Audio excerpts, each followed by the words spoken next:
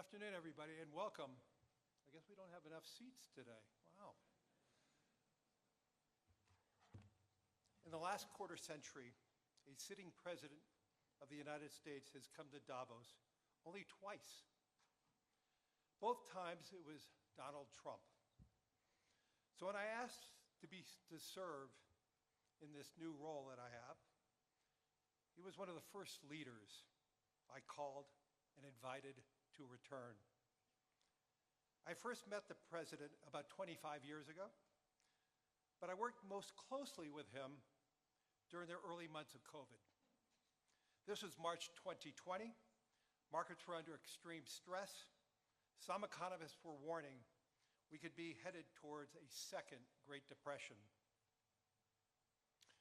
What stood out to me during the extraordinary period was a president's willingness to bring together people from governments, from business, across institutions, across perspectives, to think differently, and importantly, to act decisively.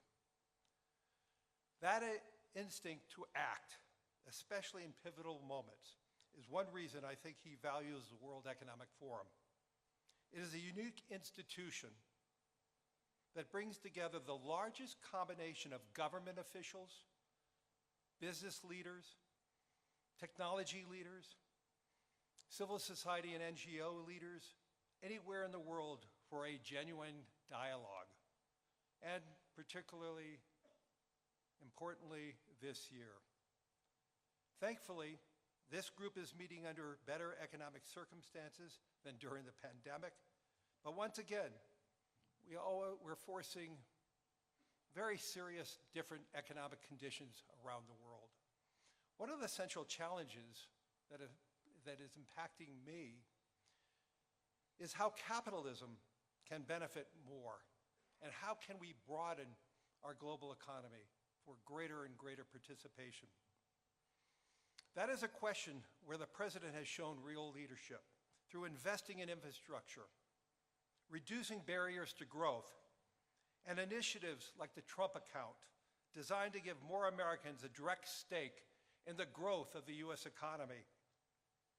As he enters the second year of his second term, we are interested in hearing his plans for 2026 and beyond, and will no doubt create more and more conversation. And that's what the forum is about, a serious conversation in the spirit of dialogue. Discussions where the world is headed, where are we going, and these discussions would be incomplete without the President of the United States, the most important leader in the world. We appreciate him here, so let me introduce and welcome back to Davos the President of the United States, Donald J. Trump.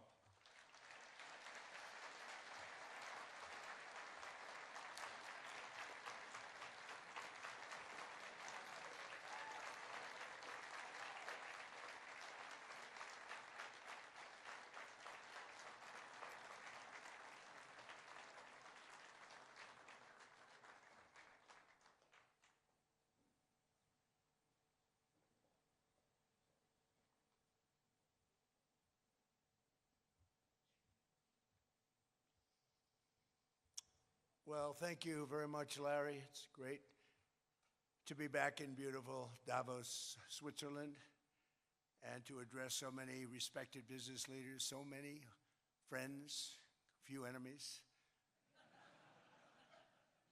and all of the distinguished guests. It's a who's who, I will say that. I've come to this year's World Economic Forum with truly phenomenal news from America. Yesterday marked the one-year anniversary of my inauguration, and today, after 12 months back in the White House, our economy is booming, growth is exploding, productivity is surging, investment is soaring, incomes are rising, inflation has been defeated, our previously open and dangerous border is closed and virtually impenetrable. And the United States is in the midst of the fastest and most dramatic economic turnaround in our country's history. Under the Biden administration, America was plagued by the nightmare of stagflation, meaning low growth, and high inflation, a recipe for misery, failure, and decline. But now, after just 1 year of my policies, we are witnessing the exact opposite: virtually no inflation and extraordinarily high economic growth. Growth like I believe you'll see very shortly our country has never seen before, perhaps no country has ever seen before. Over the past 3 months, core inflation has been just 1.6%. Meanwhile, fourth quarter growth is projected to be 5.4%, far greater than anybody other than myself and a few others had predicted. Since the election, the stock market has set 52 all-time high records. So that's in 1 year, 52 records, adding $9 trillion in value to retirement accounts, 401ks, and people's savings. People are doing very well. They're very happy with me. Since my inauguration, we've lifted more than 1.2 million people off of food stamps, and after 4 years in which Biden secured less than $1 trillion of new investment in our country. Think of that, $1 trillion, substantially less than that. In 4 years, we've secured commitments for a record-breaking $18 trillion, and we think when the final numbers come out, they'll be closer to $20 trillion of investment. That's never been done by any country at any time, not even close. Just over 1 year ago, under the radical left Democrats, we were a dead country. Now we are the hottest country anywhere in the world. In fact, the United States economy is on pace to grow at double the rate that was projected by the IMF just last April. And with my growth and tariff policies, it should be much higher. I really believe we can be much higher than that. And this is all great news, and it's great for all nations. The USA is the economic engine on the planet, and when America booms, the entire world booms. It's been the history. When it goes bad, it goes bad. You all follow us down, and you follow us up, and we're at a point that I don't believe we've ever been. I never thought we could do it this quickly. My biggest surprise is I thought it would take more than a year, maybe like a year and 1 month. But it's happened very quickly. This afternoon, I want to discuss how we have achieved this economic miracle, how we intend to raise living standards for our citizens to levels never seen before, and perhaps how you too and the places where you come from can do much better by following what we're doing, because certain places in Europe are not even recognizable, frankly, anymore. They're not recognizable. And we can argue about it, but there's no argument. Friends come back from different places. I don't want to insult anybody and say I don't recognize it. And that's not in a positive way. That's in a very negative way. And I love Europe, and I want to see Europe go good, but it's not heading in the right direction. In recent decades, it became conventional wisdom in Washington and European capitals that the only way to grow a modern Western economy was through ever-increasing government spending, unchecked mass migration, and endless foreign imports. The consensus was that so-called dirty jobs and heavy industry should be sent elsewhere, that affordable energy should be replaced by the Green New Scam, and that countries could be propped up by importing new and entirely different populations from faraway lands. This was the path that Sleepy Joe Biden administration and many other Western governments very foolishly followed, turning their backs on everything that makes nations rich and powerful and strong. And there's so much potential in so many nations. The result was record budget and trade deficits and a growing sovereign deficit driven by the largest wave of mass migration in human history. We've never seen anything like it. Quite frankly, many parts of our world are being destroyed before our very eyes, and the leaders don't even understand what's happening. And the ones that do understand aren't doing anything about it. Virtually all of the so-called experts predicted my plans to end this failed model would trigger a global recession and runaway inflation. but we have proven them wrong. It's actually just the opposite. In 1 year, our agenda has produced a transformation like America has not seen in over 100 years. Instead of closing down energy plants, we're opening them up. Instead of building ineffective, money-losing windmills, we're taking them down and not approving any. Instead of empowering bureaucrats, we're firing them, and they're going out and getting jobs in the private sector for 2 and 3 times what they were making in government. So they started off hating me when we fired them, and now they love me. Instead of raising taxes on domestic producers, we're lowering them and raising tariffs on foreign nations to pay for the damage that they've caused. In 12 months, we have removed over 270,000 bureaucrats from the federal payrolls, the largest single-year reduction in government employment since the end of World War II. Nobody thought that was coming, but we had no choice. To make a country great, you can't have all federal jobs. We've cut federal spending by $100 billion and slashed the federal budget deficit by 27% in the single year. It's going to go down quite a bit more from that, driving inflation way down from the record highs of the Biden administration. Every month, they went up and up and up. I promised to cut 10 old regulations for every single new regulation, but instead I've cut, actually till this point, 129 regulations for every 1 new regulation approved. So every time they come in with a new regulation, we do at least 10, but so far it's averaging out to 129, if you can believe it. In July, we passed the largest tax cuts in American history, including no tax on tips, no tax on overtime, no tax on Social Security for our great seniors. We also provided 100% expensing, that's the one they like, and bonus depreciation for all new equipment and capital investments to help companies expand and shift production to America. They are so in love with that. They build a plant, they're able to deduct it immediately, the whole thing, rather than waiting 38 to 41 years in the old days. This is a miracle taking place. Nobody thought it would ever be done by any country, but it's done by us. It was what made my first term the most successful 4-year term that we've ever had from a financial standpoint. And now we've upped it. This is a 10-year program, not a 1-year program. But you're allowed to deduct everything in 1 year. It used to be 38 to 41 years.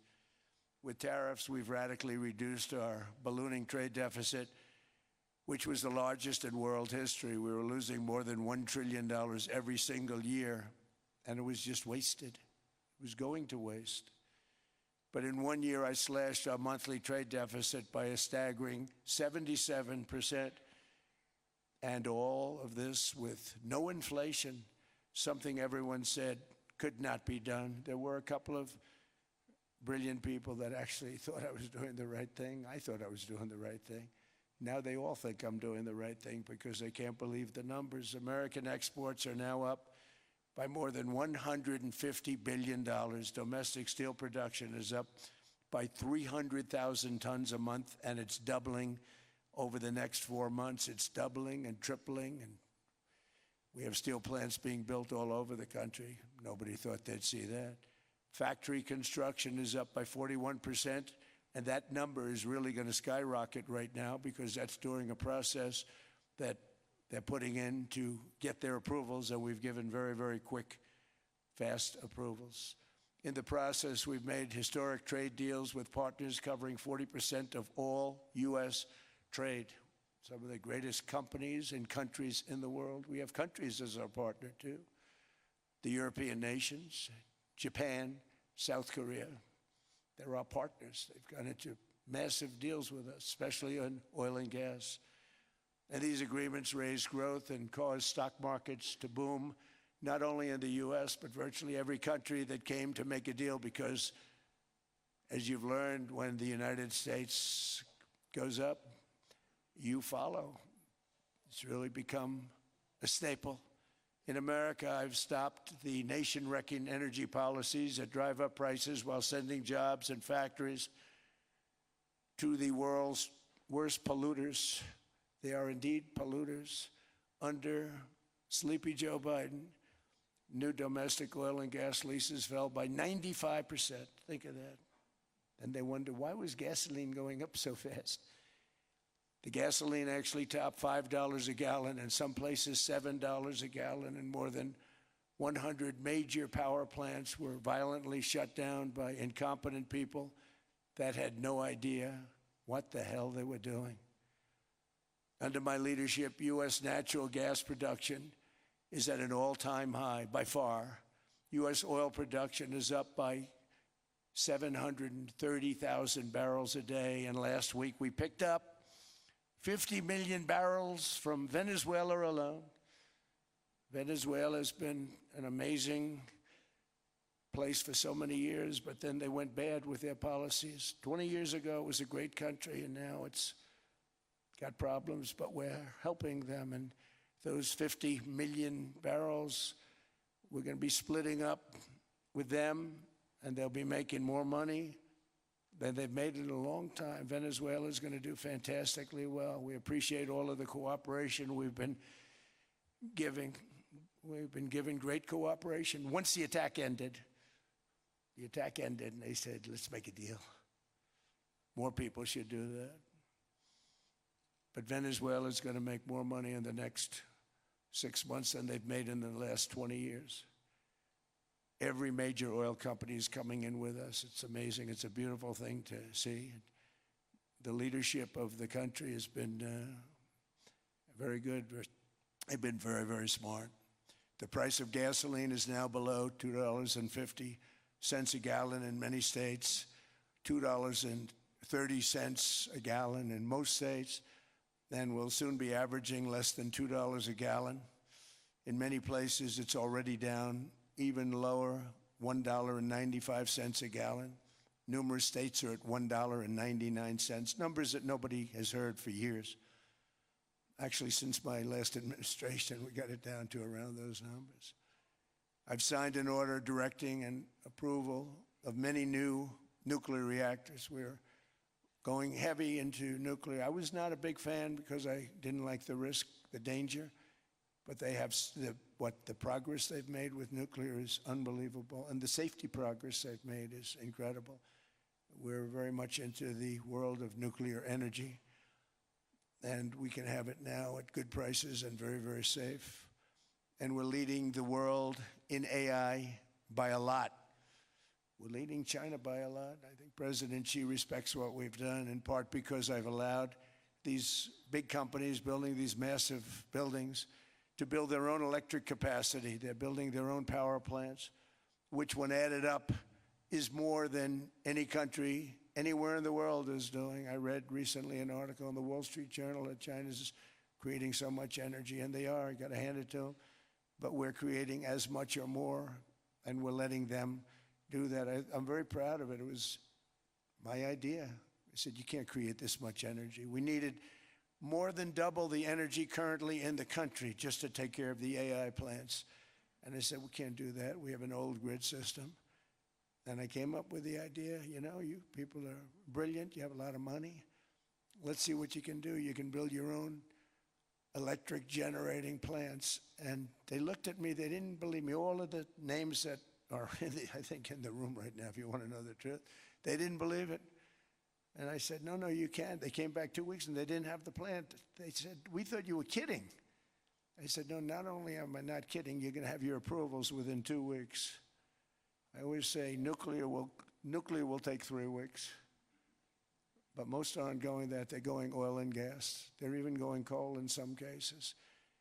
Because of my landslide election victory, the United States avoided the catastrophic energy collapse which befell every European nation that pursued the Green New Scam, perhaps the greatest hoax in history. The Green New Scam, windmills all over the place, destroy your land, destroy your land. Every time that goes around, you lose $1,000. You're supposed to make money with energy, not lose money. Here in Europe, we've seen the fate that the radical left tried to impose on America. They tried very hard. Germany now generates 22% less electricity than it did in 2017. And it's not the current chancellor's fault. He's solving the problem. He's going to do a great job. But what they did before he got there, I guess that's why he got there. And electricity prices are 64% higher. The United Kingdom produces just 1/3 of the total energy from all sources that it did in 1999. Think of that, 1/3. And they're sitting on top of the North Sea, one of the greatest reserves anywhere in the world, but they don't use it. And that's one reason why their energy has reached catastrophically low levels with equally high prices. High prices, very low levels. Think of that, 1/3. And you're sitting on top of the North Sea. And they like to say, well, you know, that's depleted. It's not depleted. It's got 500 years. They haven't even found the oil. The North Sea is incredible. They don't let anybody drill. Environmentally, they don't let them drill. They make it impossible for the oil companies to go. They take 92% of the revenues. So the oil companies say, we can't do it. They came to see me. Is there anything you can do? I want Europe to do great. I want UK to do great. Sitting on one of the greatest energy sources in the world, and they don't use it. In fact, their electricity prices have soared 139%. There are windmills all over Europe. There are windmills all over the place, and they are losers. One thing I've noticed is that the more windmills a country has, the more money that country loses and the worse that country is doing. China makes almost all of the windmills, and yet I haven't been able to find any wind farms in China. Did you ever think of that? It's a good way of looking at it. They're smart. China's very smart. They make them, they sell them for a fortune. They sell them to the stupid people that buy them, but they don't use them themselves. They put up a couple of big wind farms, but they don't use them. They just put them up to show people what they could look like. They don't spin. They don't do anything. They use a thing called coal, mostly. But China goes with the coal. They go with oil and gas. They're starting to look at nuclear a little bit, and they're doing just fine.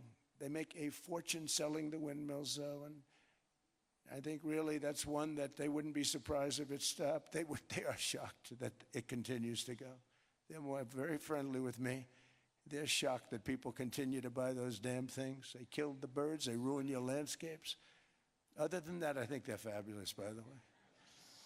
Stupid people buy them. The consequences of such destructive policies have been stark, including lower economic growth, lower standards of living, lower birth rates, more socially disruptive migration, more vulnerability to hostile foreign adversaries, and much, much smaller militaries. The United States cares greatly about the people of Europe. We really do. I mean, look, I am derived from Europe. Scotland and Germany, 100% Scotland, my mother, 100% German, my father. And we believe deeply in the bonds we share with Europe as a civilization. I want to see it do great. That's why issues like energy, trade, immigration, and economic growth must be central concerns to anyone who wants to see a strong and united West, because Europe and those countries have to do their thing. They have to get out of the culture that they've created over the last 10 years. It's horrible what they're doing to themselves. They're destroying themselves. These beautiful, beautiful places. We want strong allies, not seriously weakened ones. We want Europe to be strong. Ultimately, these are matters of national security, and perhaps no current issue makes the situation more clear than what's currently going on with Greenland. Would you like me to say a few words of Greenland? I was going to leave it out of the speech, but I think I would have been reviewed very negatively. I have tremendous respect for both the people of Greenland and the people of Denmark, tremendous respect. but every NATO ally has an obligation to be able to defend their own territory. And the fact is, no nation or group of nations is in any position to be able to secure Greenland other than the United States. We're a great power, much greater than people even understand. I think they found that out 2 weeks ago in Venezuela. We saw this in World War II when Denmark fell to Germany after just 6 hours of fighting and was totally unable to defend either itself or Greenland.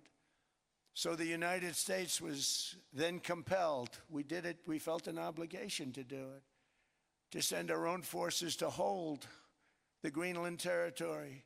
And hold it we did, at great cost and expense. They didn't have a chance of getting on it, and they tried. Denmark knows that.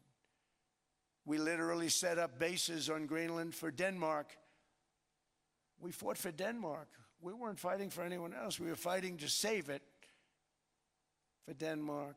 Big, beautiful piece of ice. It's hard to call it land. It's a big piece of ice.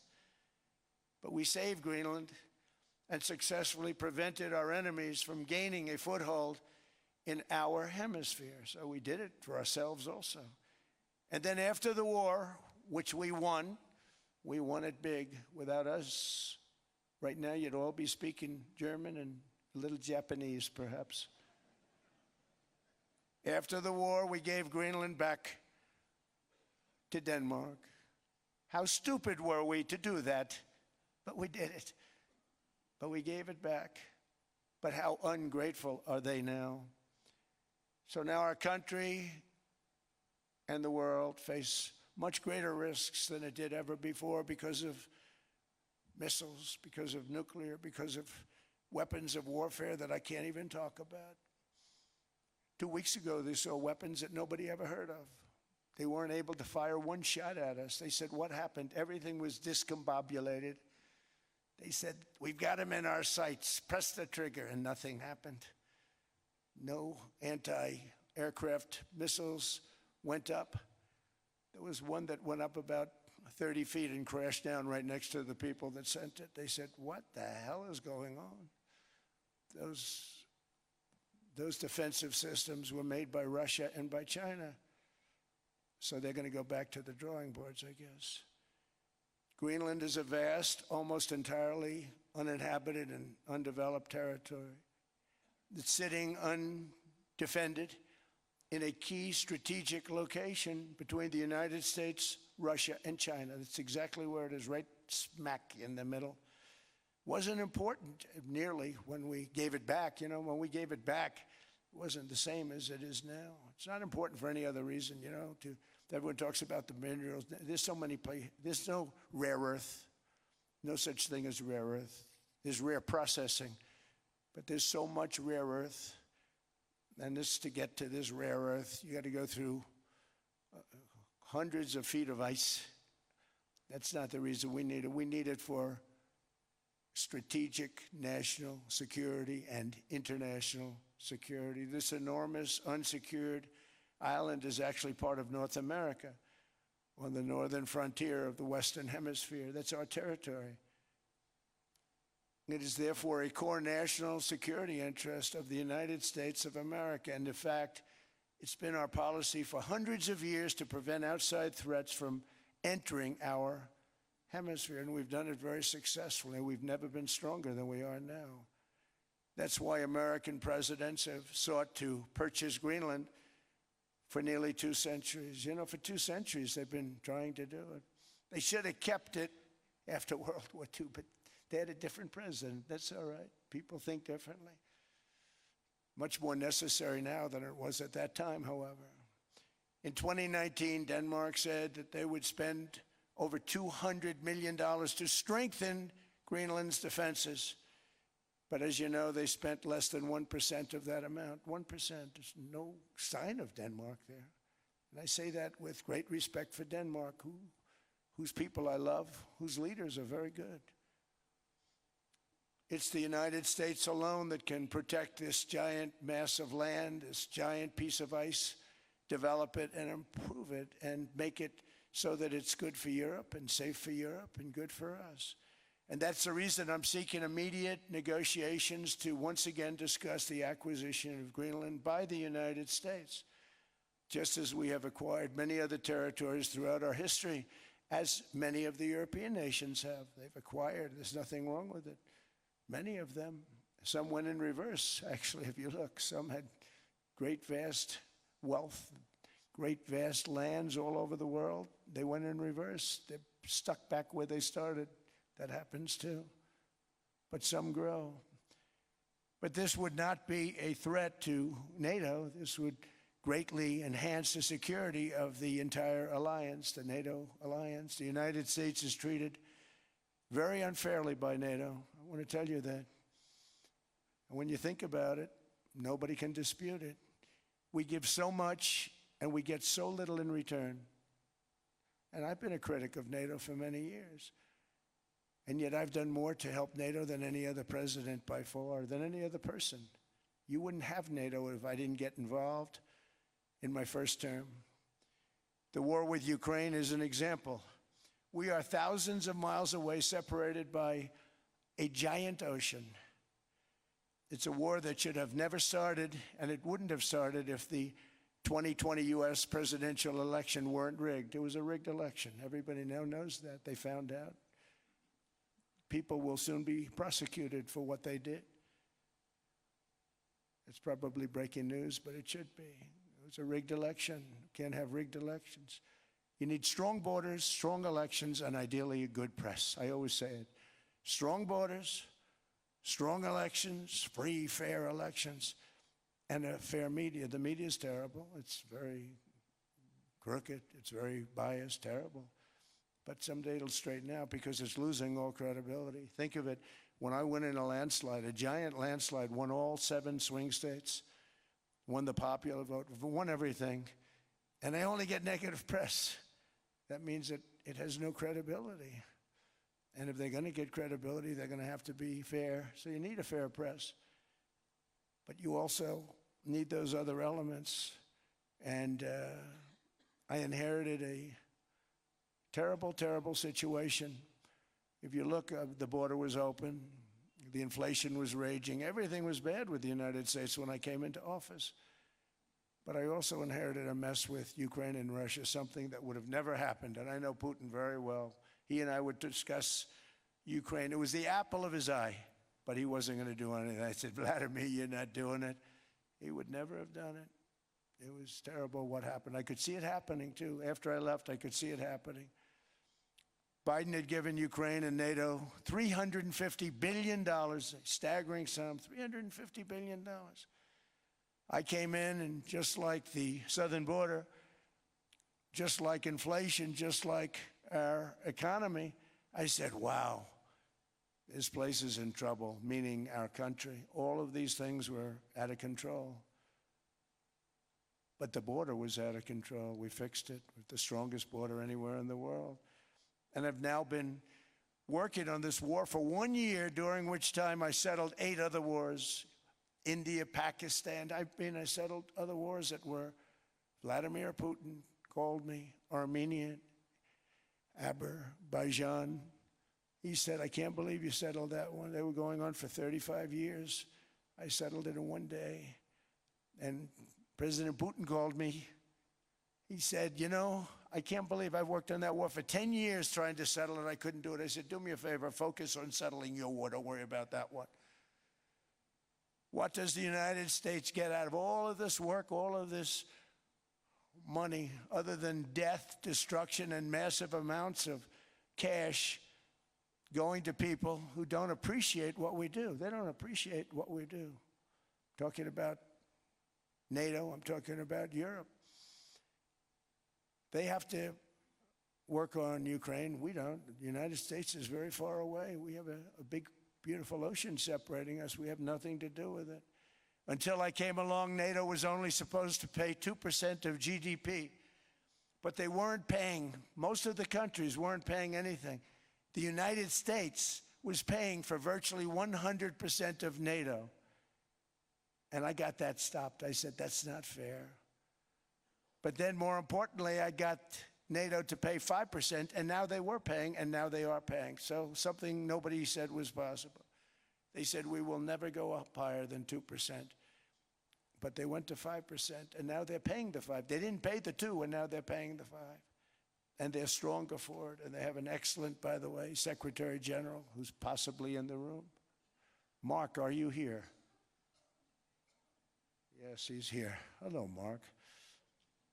We never asked for anything, and we never got anything. We probably won't get anything unless I decide to use excessive strength and force where we would be, frankly, unstoppable. But I won't do that. Okay? Now everyone's saying, oh, good. That's probably the biggest statement I made, because people thought I would use force. I don't have to use force. I don't want to use force. I won't use force. All the United States is asking for is a place called Greenland, where we already had it as a trustee, but respectfully returned it back to Denmark not long ago after we defeated the Germans, the Japanese, the Italians, and others in World War II. We gave it back to them. We were a powerful force then, but we are a much more powerful force now, after I rebuilt the military in my first term and continue to do so today. We have a budget of $1.5 trillion. We're bringing back battleships. The battleship is 100 times more powerful than the great battleships you saw in World War II, those great, big, gorgeous ships, the Missouri, the Iowa, the Alabama. Because I thought maybe we could take them out of mothballs. They said, no, sir, these ships are 100, think of that, 100 times more powerful than those big, magnificent pieces of art that you saw so many times ago, that you still see on television. You say, wow, what a force. 100 times, each ship 100 times more powerful than the big battleships of the past. So that was the end of the mothball story. So what we have gotten out of NATO is nothing except to protect Europe from the Soviet Union and now Russia. I mean, we've helped them for so many years. We've never gotten anything, except we pay for NATO. And we paid for many years until I came along. We paid for, in my opinion, 100% of NATO because they weren't paying their bills. And all we're asking for is to get Greenland, including right title and ownership, because you need the ownership to defend it. You can't defend it on a lease. Number one, legally it's not defensible that way, totally. And number two, psychologically, who the hell wants to defend a license agreement or a lease, which is a large piece of ice in the middle of the ocean where if there is a war, much of the action will take place on that piece of ice. Think of it. Those missiles would be flying right over the center of that piece of ice. All we want from Denmark for national and international security and to keep our very energetic and dangerous potential enemies at bay is this land on which we're going to build the greatest golden dome ever built. We're building a golden dome that's going to, just by its very nature, going to be defending Canada.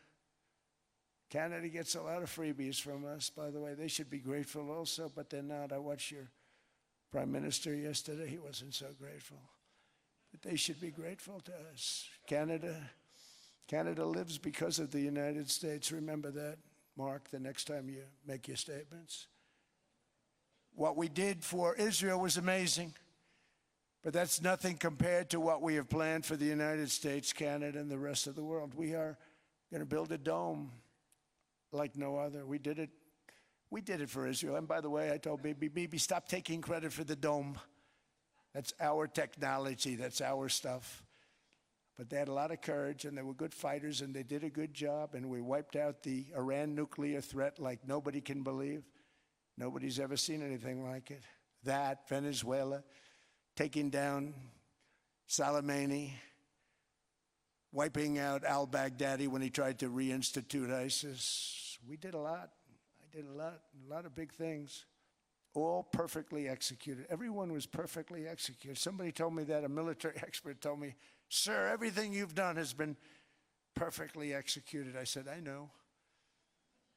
So other presidents have spent, whether foolishly or not, trillions and trillions of dollars on NATO and gotten absolutely nothing in return. We've never asked for anything.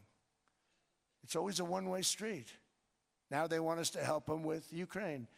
And we say, we're going to. I'm really helping, not even them. I want to see, last week, if you saw, it was 10,000 soldiers, but last month it was 31,000 soldiers died. 31,000.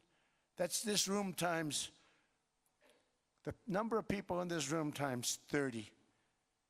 Think of it. 30,000 soldiers died in 1 month. The month before it was 27,000. The month before that it was 28,000. The month before that it was 25,000. It's a bloodbath over there. And that's what I want to stop. It doesn't help the United States, but these are souls. These are young people. Look like you, look like some of you right in the front row. They go to war, their parents are so proud. Oh, there he goes, comes back. 2 weeks later, they get a call, your son's head's been blown off. I want to stop it. It's a horrible war. It's the worst since World War II. They keep going, they'll exceed World War II. The numbers are staggering, how many people they've lost. They don't want to talk about it. Ukraine and Russia lost just tremendous amounts. And I'm dealing with President Putin, and he wants to make a deal, I believe. I'm dealing with President Zelensky, and I think he wants to make a deal. I'm meeting him today. He might be in the audience right now. But they got to get that war stopped because too many people are dying, needlessly dying. Too many souls are being lost. It's the only reason I'm interested in doing it. But in doing it, I'm helping Europe, I'm helping NATO, and I've until the last few days when I told them about Iceland, they loved me. They called me daddy, right, last time. A very smart man said, he's our daddy. He's running it. I was like running it. I went from running it to being a terrible human being. But now what I'm asking for is a piece of ice, cold and poorly located, that can play a vital role in world peace and world protection. It's a very small ask compared to what we have given them for many, many decades. But the problem with NATO is that we'll be there for them 100%. But I'm not sure that they'd be there for us. If we gave them the call, gentlemen, we are being attacked. We're under attack by such and such a nation. I know them all very well. I'm not sure that they'd be there. I know we'd be there for them. I don't know that they'd be there for us. So with all of the money we expend, with all of the blood, sweat, and tears, I don't know that they'd be there for us. They're not there for us on Iceland, that I can tell you. I mean, our stock market took the first dip yesterday because of Iceland. So Iceland's already cost us a lot of money. But that dip is peanuts compared to what it's gone up. And we have an unbelievable future in that stock. That stock market is going to be doubled. We're going to hit 50,000, and that stock market's going to double in a relatively short period of time because of everything that's happening. But this is a good example. After giving NATO and European nations trillions and trillions of dollars in defense, they buy our weapons. We make the greatest weapons in the world, but now we're going to make them faster, much faster. You saw that. I put a cap on the salaries, and I put no buybacks, no stock buybacks, no various other things that they were doing. I mean, they were making $50 million, but it would take them 3 years to give you a Patriot missile. I said, that's not good. My chauffeur can do a better job than that, and he makes slightly less than 50. They make big salaries. If they're going to make those big salaries, they're going to have to produce a lot faster. The good news is we have the greatest equipment in the world. Now we're going to start making it a lot faster. They're going to build additional plants. And all of the money that goes into stock buybacks is going to go into building plants. We're not allowing stock buybacks by defense companies any longer. They're going to build new plants to make Tomahawks, Patriots. We have the best equipment, F-35s. F-47, the new one just coming out. They say it's the most devastating plane, fighter jet ever. Who knows? They called it 47. If I don't like it, I'm going to take the 47 off it. I wonder why they called it 47. We'll have to think about that.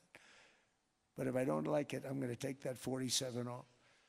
But it's supposed to be the stage 6. It's supposed to be the first stage 6 plane, undetectable, like our B-2 bombers were undetectable. They flew right over Iran. They were undetectable.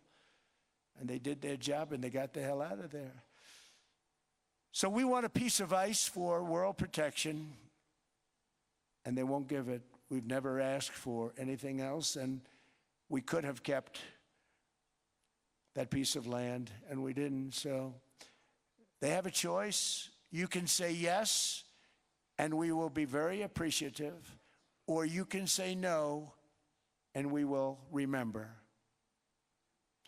A strong and secure America means a strong NATO, and that's one reason why I'm working every day to ensure our military is very powerful, our borders are very strong, and above all, our economy is strong because national security requires economic security and economic prosperity, and we have the greatest that we've ever had.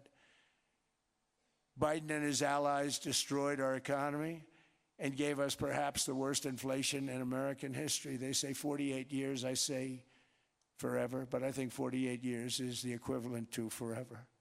Whether it's 48 years or ever, it's terrible, costing the typical family $33,000. What they did to this country should never, ever be forgotten. It's early, but he has to be rated as the worst president we've ever had by far. The auto pen did much of the damage. The auto pen, he was the auto pen president, because I don't believe a sane president would have ever signed the kind of things that he signed. But now grocery prices, energy prices, airfares, mortgage rates, rent, and car payments are all coming down, and they're coming down fast. We inherited a mess, but we've done a hell of a job in 12 months. Under my most favored nation policy for drug prices, the cost of prescription drugs is coming down by up to 90%, depending on the way you calculate. You could also say 5, 6, 7, 800%. There are two ways of figuring that. But we have a favored nations policy that every president wanted, no president was able to get. I got it, and other nations approved it. And I had to use tariffs in order to get it because they said, no way. In other words, a pill that costs 10% in London costs $130. Think it costs $10 in London, costs $130 in New York or in Los Angeles. And I'd say, boy, that's bad. Friends of mine would say, you know, we go to London, you can buy the stuff for nothing. We go all over the world, we can buy it for nothing. Because basically America was subsidizing every nation in the world because presidents allowed them to get away with it. It became very tough. So when I called up Emmanuel Macron, I watched him yesterday with those beautiful sunglasses. What the hell happened? But I watched him sort of be tough. But he was at $10 for a pill. And I said, Emmanuel, and I have all the big pharmaceutical companies are in total agreement. It wasn't easy, by the way. They're tough, smart. They've been getting away with the scam for a long time. But they gave it up. But they said, you'll never get the countries to approve it. I said, why is that? Because they won't. They always said, we're not paying any more. Get the rest for the United States. So over the years, they stayed the same. We just went up, up, up. And I mean, we would pay 13, 14, 15 times more than certain countries would. So I said, no, they'll approve it 100%. Sir, you'll never get them to approve it. I said, I guarantee you. But I actually started with Emmanuel, who probably is in the room too. And I like him. I actually like him. Hard to believe, isn't it? And I said, Emmanuel, you're going to have to lift the price of that pill to $20, maybe $30. Think of that. That means it's a doubling of prescription drugs. Might be a tripling, might be a quadrupling. It's not easy. No, no, no, Donald, I will not do that. I said, yes, you will, 100%. He He said, no, no, no. You're asking me to double. I said, Emmanuel, you've been taking advantage of the United States for 30 years with prescription drugs. You really should do it, and you will do it. I have no doubt. In fact, I am 100% sure you're going to. No, no, no, I will not do it. Because he has to, in all fairness to him, he has to double or triple. Because the world being a bigger place than the United States, it's not that you meet in the middle. You just have to go up some, and we come down a lot. They go up a little, we come down a lot. So we're at $130, they're at 10. So they may have to go to 20 or 30. No more than that. I said, Emmanuel, you're going to be doubling or tripling? No, no, no. I said, here's the story, Emmanuel. The answer is you're going to do it, you're going to do it fast. And if you don't, I'm putting a 25% tariff on everything that you sell into the United States and a 100% tariff on your wines and champagnes. And that's about 10 times more than what I'm requesting. And you're going to do it. I don't want to go public with it, but you may make me do that. No, no, Donald, I will do it. I will do it. It took me, on average, 3 minutes a country, saying the same thing. You will do it. They all said, no, no, no, I will not do it. You're asking me to double the cost of prescription. I said, that's right, because you've been screwing us for 30 years. And they said, we will not do it. I said, that's all right. On Monday morning, we're putting a 25, 30, 50. I gave different numbers for different countries. This is also national security we're talking about. Not fair. We're not going to subsidize the whole world. And every one of those countries have agreed to do it. So one of the biggest things that I've done is the fact that we have now most favored nation. We will pay whatever the lowest price is in the entire world. So our drug prices are going to be coming down by staggering 90%. Again, you could say 1,000%, 2,000%. Depends on the way you want to figure it. But we'll go with the way the fake news likes it better because it sounds, can you imagine a 90% reduction sounds much worse. But drug prices are going to be coming down tremendously in all the nations, and I appreciate them doing it. But they did it, in all fairness, without tariffs. I wouldn't have been able to get it done. After declining $3,000 under Biden, real incomes are up in the United States by $2,000, $3,000, and even $5,000 and more. Home ownership has always been a symbol of health and vigor of American society, but that goal fell out of reach for millions and millions of people in the Biden era because interest rates went up so high. Today, I'm taking action to bring back this bedrock of the American dream. In recent years, Wall Street giants and institutional investment firms, many of you are here, many of you are good friends of mine, many of you are supporters. Sorry to do this to you, I'm so sorry. But you've driven up housing prices by purchasing hundreds of thousands of single-family homes, and it's been a great investment for them. Often, as much as 10% of houses on the market. You know, the crazy thing is a person can't get depreciation on a house, but when a corporation buys it, they get depreciation. Okay, that's something we're going to have to think about, too. I don't know if too many people think about that. You buy a corporation, they buy 500 houses, they buy hundreds of thousands, they buy 500 houses, they can take depreciation. A person sweats and works and buys one house, they can't. But homes are built for people, not for corporations, and America will not become a nation of renters. We're not going to do that. That's why I have signed an executive order banning large institutional investors from buying single-family homes. It's just not fair to the public. They're not able to buy a house. And I'm calling on Congress to pass that ban into permanent law, and I think they will. One of the biggest barriers to saving for a down payment has been surging credit card debt. The profit margin for credit card companies now exceeds 50%, one of the biggest. And they charge Americans interest rates of 28%, 30%, 31%, 32%. Whatever happened to usury? So to help our citizens recover from the Biden disaster, all caused by this horrible president, I'm asking Congress to cap credit card interest rates at 10% for 1 year. And this will help millions of Americans save for a home. They have no idea they're paying 28%. They go out there a little late in their payment and they end up losing their house. It's terrible. To unleash innovation in savings and financing, I'm also working to ensure America remains the crypto capital of the world. And to that end, last year I signed the landmark Genius Act into law. Now Congress is working very hard on crypto market structure legislation, Bitcoin, all of them, which I hope to sign very soon, unlocking new pathways for Americans to reach financial freedom. And I did it for two reasons. Number one, I thought it was politically good, and it was. I got tremendous political support. But more importantly, China wanted that market too. It's just like they want the AI.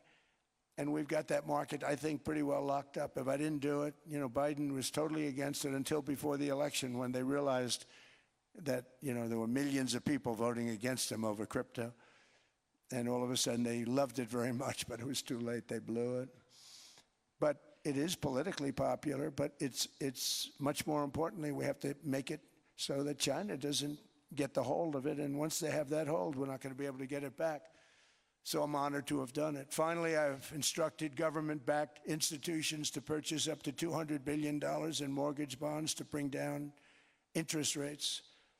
And I'll be announcing a new Fed chairman in the not-too-distant future. I think he'll do a very good job. See, I gave away some of it. I did give that away. So we have something, got something, but somebody that's very respected. They're all respected. They're all great. Everyone that I interviewed is great. Everyone could do, I think, a fantastic job.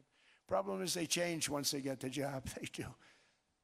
They're saying everything I want to hear, and then they get the job. They're locked in for 6 years. They get the job, and all of a sudden, let's raise rates a little bit. I call them, sir, we'd rather not talk about this. It's amazing how people change once they have the job, but it's too bad. Sort of disloyalty, but they got to do what they think is right. We have a terrible chairman right now.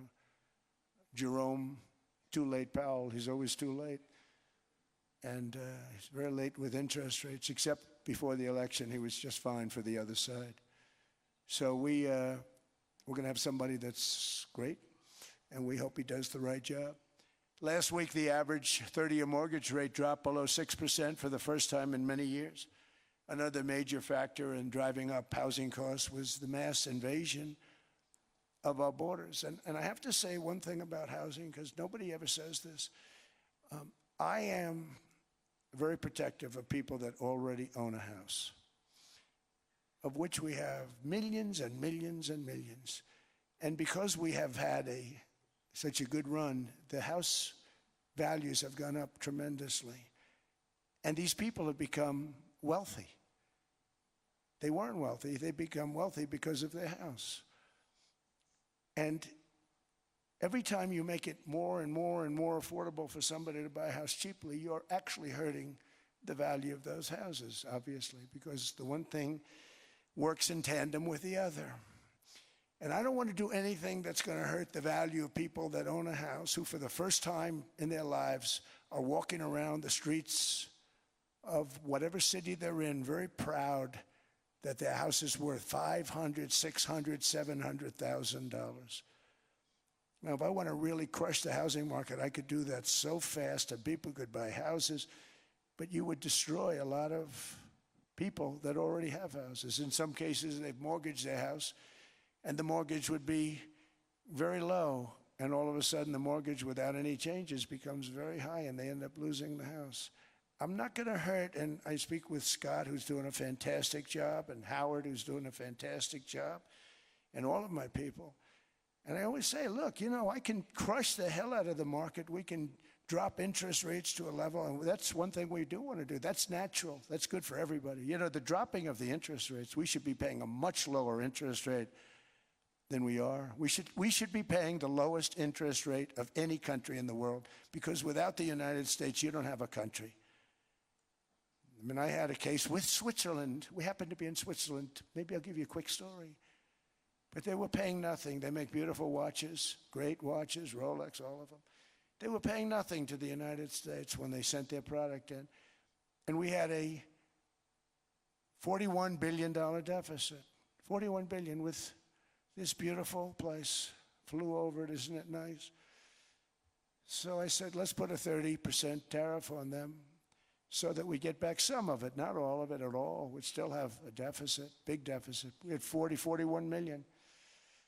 That's a big deficit. And I said, let's put a tariff on. Different tariffs, different places. You're all party to them. In some cases, victims to them. But in the end, it's a fair thing. And most of you realize that. But we put a 30% tariff on Switzerland, and all hell broke loose. They were calling, I mean, like you wouldn't believe. And I know so many people from Switzerland, incredible place, incredible, brilliant place. But I then realized that they're only good because of us. And there's so many other examples. I mean, us and probably other places, but a majority of the money they make is because of us, because we never charged them anything. So they come in, they sell their watches, no tariffs, no nothing. They walk away, they make $41 billion on just us. So I said, no, we can't do that. So I'm going to bring it up. I still would have a deficit pretty substantial, but I brought it up to 30%. And I guess Prime Minister, I don't think President, I think Prime Minister called a woman, and she was very repetitive. She said, no, no, no, you cannot do that, 30%. You cannot do that. We are a small, small country. I said, yeah, but you have a big, big deficit. You may be small, but you have a bigger deficit than big countries. He said, no, no, no, please, you cannot do it. Kept saying the same thing over and over. We are a small country. I said, but you're a big country in terms of, and she just rubbed me the wrong way, I'll be honest with you. And I said, all right, thank you, ma'am, appreciate it. Do not do this. Thank you very much, ma'am. And I made it 39%. And then all hell really broke out. And I was paid visits by everybody. Rolex came to see me. They all came to see me. But I realized, and I reduced it, because I don't want to hurt people. I don't want to hurt them. And we brought it down to a, lower level. Doesn't mean it's not going up, but we brought it down to a lower level. But they pay now, tariff. But I realized that we have many places like that where they're making a fortune because of the United States. Without the United States, they wouldn't be making anything. Think of it. Switzerland made $41 billion on us. And as she said, it's a small place. And I realized with that, I don't know, because she was so aggressive. And I realized in that conversation that the United States is keeping the whole world afloat. Many places, I could give you 6, 7 places just in the people in this little area. I know every one of them. They're looking down. They don't want to see me, and they don't want to stare me in the eyes. But they're taking advantage of, everybody took advantage of the United States. But I've been very fair, and I gave them a tariff, and it was fine. But I realized that without us, it's not Switzerland anymore. Without us, it's not any of the countries that are represented here. And we want to work with the countries. We want to work with them. We're not looking to destroy them. I could have said 39, 40%. I could have said I want a 70% tariff, then we make money with Switzerland. But Switzerland would have been probably destroyed, financially destroyed. I don't want to do that. But we should be paying the lowest interest rate of everybody. I hope Scott's listening to this, because we should be paying the lowest interest rate of everybody. Without us, most of the countries don't even work. And then you have the protection factor. Without our military, which is the greatest in the world by far, without our military, you have threats that you wouldn't believe. You wouldn't believe. You don't have threats because of us, and that's because of NATO. One other thing, and I have to say it so importantly, in the old days, and I used to say I'm the youngest in the room. Now I'm among the older. I hate to say it. I don't feel old, but I'm among the older. But I remember not long ago, 20, 25 years ago, when good news came out about, let's say, the United States. The United States had a great quarter. The United States had a great month. All the stocks went up. And that's the way it's supposed to be. Now when they say the United States had a record quarter, it's unbelievable how well it's doing, all the stocks crash because they say, oh no, inflation, inflation, they're going to raise interest rates. And they do. Some of these stupid people like Powell, they raise interest rates. And what they do is they stop you from being successful. It used to be when we had a great quarter, a great month, great earnings, great anything, any good news, the stock market went up. That's the way it's going to be. We got to do that again because that's the way it should be. Now when we have a great month, they want to kill it. Like we did over 5%. People were surprised. We should do 20%. We could do 25%. When we announce good numbers, and the reason is they're so petrified of inflation. And growth doesn't mean inflation. We've had tremendous growth with very low inflation. In fact, growth can fight inflation, proper growth.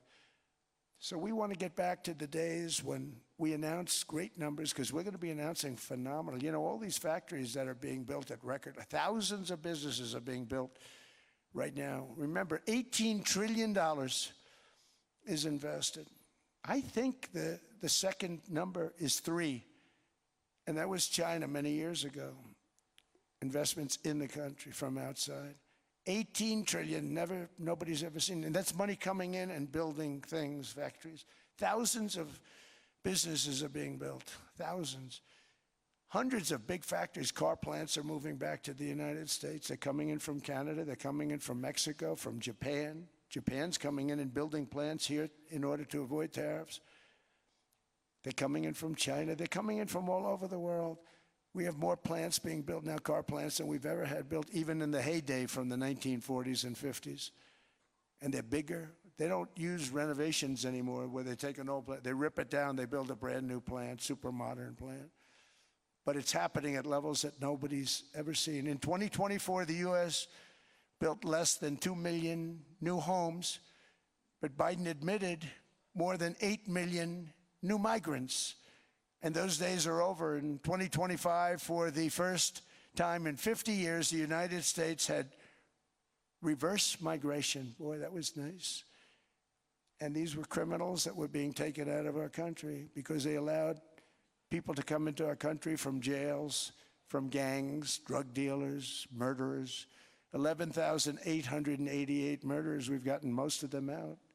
And then ICE gets beat up by stupid people from leadership in Minnesota. We actually are helping Minnesota so much, but they don't appreciate it. Most places do. You know, Washington, D.C. is the safest place now in the United States. It was a very dangerous place to walk, and now you can walk with your wife, your kids, right through the middle of the city. Right now, Washington, D.C. is as safe as it gets. It was one of the most unsafe, I had to admit. We sent in the military, the National Guard. Within 2 months, it was great. Within 3 months, it's like a really great place and a safe place and a beautiful place. It's even been cleaned up. The graffiti's gone. The fences are gone. We don't have to worry about fences anymore. All of the places, the grasses are cut and replaced with new grass in many cases. It's all going to happen in the spring. But Washington and D.C. is beautiful again, and it's safe. New restaurants are opening up. They were all closing. Now you can't get into a restaurant. Restaurants in Washington, D.C. are all opening. Memphis also, Memphis, Tennessee, New Orleans, Louisiana. We were there for 3 weeks. We've cut the crime down by 64%. Within another month, we'll have virtually no crime there. We can do that all over. We're going to help the people in California. We want to have no crime. I know Gavin was here. I used to get along so great with Gavin when I was president. Gavin's a good guy. And we're going to, if he needed it, I would do it in a heartbeat. I'd love to see. We did help them a lot in Los Angeles, a lot with the early in my term when they had some problems. But we would love to do it. I will say this, if I were a Democrat governor or whatever, I would call up Trump. I'd say, come on in, make us look good. Because we're cutting crime down to nothing. And we're taking people out, career criminals, who are only going to do bad things, and we're bringing them back to their countries. But where we've done it, it's been amazing. And we have a capacity to do it at much greater levels. We're cutting illegal aliens off welfare and other government benefits, and I have directed that starting immediately, there will be no more payments to sanctuary cities because they are really just sanctuaries for criminals. They're really protecting criminals, and those are the ones we have to get out of the country: murderers, drug dealers, the mentally insane. They emptied their mental institutions into the United States. And despite that, we have the lowest crime numbers that we've ever had in the history of the country. Just came out. But equally importantly, we're cracking down on more than $19 billion in fraud that was stolen by Somalian bandits. Can you believe that Somalian? They turned out to be higher IQ than we thought. I always say these are low IQ people. How did they go into Minnesota and steal all that money? And we have, they're pirates. They're good pirates, right? But we shoot them out of the water just like we shoot the drug boats out. They're not pirating too many boats lately, do you notice? When they go out into those boats, they want to take over a $1.5 billion tanker loaded up with oil, and they say, we're going to blow up your boat. They have powerful weapons. You hit the side of the boat, you blow the whole thing up. The insurance companies are petrified, so they say, just give them the boat. We'll give them money instead. And I don't do that. We blow them right the hell out of the water. We see them going out, we blow them out of the water. We don't have any pirates so much anymore. If we do, they won't be there long. We've cut down with the hitting of the boats that are loaded up with drugs, including submarines. Can you believe they actually buy small, they call them mini subs, very fast. They're meant for drugs. We've knocked out 2 of them. The Democrats say they were fishing. You have ruined somebody's fishing weekend, I would say. A submarine is not a fishing boat. You don't fish. But we've knocked down drugs by water, the oceans, the sea, by 97.2%. Think of that. And I actually say, who the hell are the 3%? Because I would not want to be piloting one of those boats. We knocked them down, and now we're going to start on land. We're going to knock it all out. The land is the easy part. What we did on sea is incredible, and that's our great military. The situation in Minnesota reminds us that the West cannot mass import foreign cultures which have failed to ever build a successful society of their own. I mean, we're taking people from Somalia, and Somalia is a failed, it's not a nation. Got no government, got no police, got no military, got no nothing. And then we have this fake congressperson who they just reported is worth $30 million. You believe this? Ilhan Omar, talking about the Constitution provides me. She comes from a country that's not a country, and she's telling us how to run America. Not going to get away with it much longer, let me tell you. The explosion of prosperity and conclusion and progress that built the West did not come from our tax codes. It ultimately came from our very special culture. This is the precious inheritance that America and Europe have in common. We share it.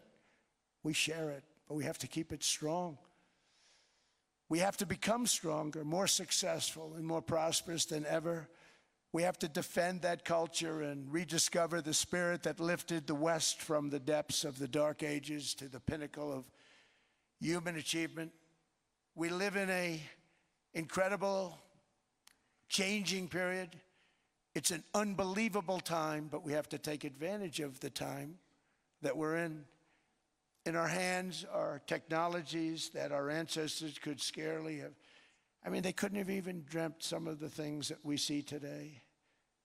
And so rapidly they're produced. I mean, AI, 2 years ago, nobody ever heard of the term, and now everybody's talking about it. And it can have some very good purpose. It could also have some dangerous purpose, and for that we have to watch out. But some tremendous things are happening because of it. And we're leading by so much. We're doing so well. But opportunities that are bigger and grander than ever before in human history are right before us.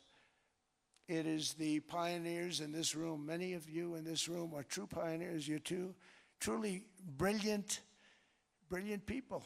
Just your ability to get a ticket is brilliant because you have about 50 people for every seat. I don't know what, that's Larry. Everything Larry touches turns to gold. He made this very successful. But you're in this room, And some of you are the greatest leaders anywhere in the world. You're the greatest brains anywhere in the world. And the future is unlimited, and to a large part because of you. And we have to protect you, and we have to cherish you. I always say we have to cherish our brilliant people because there aren't many of them.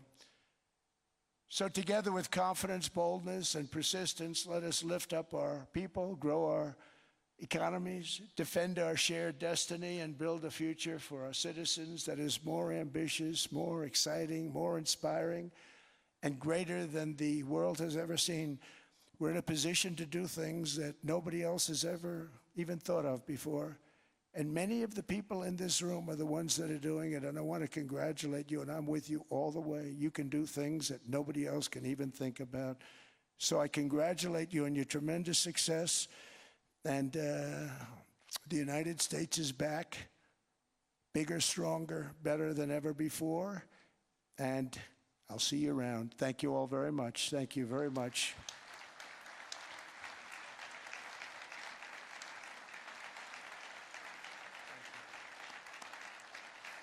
Thank you.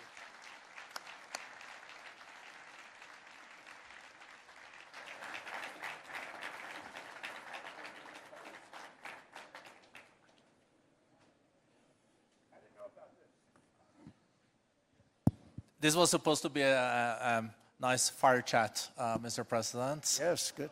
You I got set up. I did know. You made the job for the moderator really easy. Thank you, Mr. President, for your speech. I do have a few follow-up questions, if it's okay. Sure. I don't think I should start with Greenland, maybe. I'll start with the economy. The U.S. economy is doing really, really well. But how to sustain this growth moving forward? Because there's always a recession looming around the corner. Well, you know, the one thing about economies and recessions is sometimes you get hit unexpectedly and there's nothing you can do about it. All brilliant people, but there's nothing. One example was COVID. We had an economy going at levels like nobody had ever seen my first 2.5, 3 years. And then I heard the word pandemic, not COVID. They came up with that name over a period of time. We won't get into that. But I heard the word pandemic. And I had a poll come out that was so strong just prior to that, and I was with the two best pollsters, McLaughlin and Fabrizio, and they said, sir, George Washington and Abraham Lincoln, if they came back and ran as president and vice president, they couldn't beat you. And then what happened is the following day, I was told to stay tuned because there's something really bad happening in China. There are bodies laying all over Wuhan, right around that certain building that we talk about. I always said it came from Wuhan. It did come from Wuhan. And they were body bags. We saw it by satellite. And they said, there are strange things happening in China. And so it began. And we ended up with the COVID, and the whole world suffered. We did a phenomenal job. I don't think we got the credit we deserved. We did something that Operation Warp Speed, which some people say was one of the greatest military feats ever. We did a great job. Used our military, used a lot of people. But sometimes you get hit with things, nothing you can do. You get hit with things like that unexpectedly. And we got through it. And when I left, the stock market was higher than it was previous to the COVID coming up. And that was, I called it a great achievement. But things happen. Bad things happen. The things that we can stop are wars, if we're smart. That we can stop. Those are a matter of being intelligent and having intelligent people on the other side. Because wars are the worst of all. Wars are worse than anything. But we can stop wars because that's sort of up to us. But things like dust flying in the air, wherever COVID comes from or whatever comes, sometimes you have to be a little bit lucky. But we are poised to have an economy like no other, not only in this country, but anywhere. And you know, when you hear the kind of numbers that, I can tell you that Scott Bessent was with me the other day, and he's looking at numbers. He said, I can't. And that's all he's done his whole life, pretty much your whole life. Scott, you weren't going to be a football player, I don't think. Scott was not that great at football, but he was always good at numbers, right? And he was he was looking at numbers. He said, I've never seen anything like this. We're poised to do things that no other country has ever done. And, you know, luck, I hate to say it, but we need a little luck. We don't want to get hit by something that nobody could have thought. Whoever thought we were going to hit by a pandemic? You know, when I heard the word pandemic, I said, oh, that's an ancient problem. World War I, they lost 100 million people. It actually ended World War I. A lot of people don't know. The Spanish flu in World War I ended the war because all the soldiers were sick. The soldiers were so sick on both sides, and that war was raging, and they were all dying from the Spanish flu. They were sick as dogs. They couldn't fight. So, you know, you don't know how that would have turned out. But so we do, I mean, subject to that, and I always have to put a caveat in for it, but we're poised to have the greatest growth of any large country, I think any country that there's been. When you look at what's happening in the United States, it's really amazing. Thank you. One thing that maybe keeps you up at night, I know you don't sleep that much anyway, Mr. President, is the debt. The U.S. debt is high, is now the biggest expenditure on your budget. How to get out of that impasse? Well, the big thing is growth. I mean, growth is the way. If we grow like this, we go from having a $37 trillion. We go from having high debt to low debt. But we also are cutting expenses, you know, the old-fashioned way. We have extraordinary growth. I think we're going to be growing our way out. I think we're going to be paying off debt. We're taking in tremendous money from tariffs fairly. And again, I'm using them judiciously. You know, Switzerland's a case study. I could have gotten much more. I could have asked for much more. But we're using them judiciously. But I think growth, most importantly, and then cutting costs. Now, if you take a look at Minnesota, $19 billion in fraud and other things. People going to airports, they came into the country, they don't have 10 cents, and they're leaving with hundreds of thousands of cash in their bags. When we get to that, and our DOJ, Pam, and Todd, and all the people that work over there, and all of the people that work in here, I can tell you, Scott Bessent is working on that. It's a priority, right? You have your whole team. We're in there looking for where this money is coming from, how much it is. It could be more than $19 billion. Can you believe that? That's just one state. If we were able to cut out 50% of the fraud, 50%, and we should be able to do better than that, we would have a balanced budget without having to talk about even growth.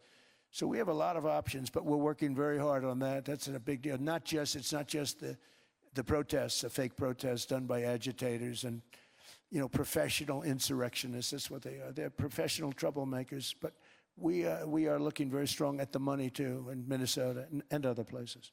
I think, Mr. President, also the $500 billion invested in artificial intelligence and the frontier technologies last year also were driving growth exponentially in the U.S. Well, AI has been a big factor. AI is massive. I mean, Mark Zuckerberg showed me a plant where he put it over a map of Manhattan, and it was basically the size of Manhattan. This is not, I said, you got to be kidding. It's a plant that was miles long, miles wide, very high. I don't think it was as high like the Empire State Building, but it was high. And it literally covered most of the island of Manhattan. That's called a big plant. And, you know, when I heard they're going to spend $50 billion building it, I said, what, you know, if you spend $50 million, you can build a nice little shopping center. If you spend $500 million, you can build a good shopping center. But how do you spend $50 billion? When I looked at this thing, I said, you think you'll be able to do it for that? It's amazing when, you know, some of the plants that I see, and I see them all, and again, so big is we're letting them build their own electric generation. This way we have no problem, and otherwise they'd be complaining. There'd be nobody able to be, you know, we have an old grid system. And not only that, they're going to sell at a very cheap price the excess electricity that they create back into our grid. So that'll solve some problems for certain states that don't have enough electricity. We also know that on the AI, there is fierce competition between the U.S. as the largest economy in the world 27% of the global GDP and 5% of the global population, not doing that badly, and China. And we know that that competition is very tough on AI. I know you're heading to a state visit to China in April. How do you see the US-China relationship moving forward? Are you able to combine this tough competition with also collaboration? So I've always had a very good relationship with President Xi and with President Putin. Talk about, you know, the larger powers. But I've always had a very good relationship with President Xi of China. He's an incredible man. What he's done is amazing. He's highly respected by everybody. And I do now. I mean, now I have good. It was very severely interrupted by COVID. I used to call it the China virus, but he said, "Do you think you could use a different name?" And I decided to do that, because why should we have a problem over that? But I would do that, and they would. You're a true diplomat, huh? I became a diplomat for the first time. Well, you know who taught me that? Marco Rubio. Marco Rubio, he said, "Let me teach you about diplomacy." Hey, any guy that gets approved by 100% of the votes, think of it, he got liberal Democrats and radical right Republicans to approve him. He's the only one. The next one was like lost 45 votes, right? But he got all 100 votes voting for him. And at first I wasn't happy about it. I said, "Wait a minute, I don't like that." And now it turns out that the Democrats probably wish they didn't do that. And Marco has been fantastic. Marco, stand up, please. You have done a great job as Secretary of State. He's going to go down as the best Secretary of State. And Scott, and we have Susie, who's the first female Chief of Staff, and she's the best Chief of Staff, too. And I see Howard Lutnick, who I know spoke, and Howard's fantastic. Some of the deals we're doing are great. And I want to pay particular attention because we have Chris. And Chris, you got up and spoke, I think. He's the #1 oil man in the world, because I was going to put Doug Burgum, who's fantastic. I don't know if Doug's here. Is Doug here? Doug Burgum is fantastic. He said, "Sir, there's one man better than me." And he introduced me to Chris, and he turns out to be. So we're drilling more oil and gas now than we ever have, by almost double. Is that right, Chris? And on top of it, we got a lot coming out of Venezuela. So anyway, so we're doing great. The country is just doing great. We have great people. Thank you. And I see other people. We have Steve Witkoff. We have Jared. I got so many people. I'm in trouble, because when I go back, they're going to be people with long faces. "Sir, you didn't introduce me." I got so many people. And we have a lot of the greatest people anywhere in the world. I know them all. So I won't continue, because we'd be here all day.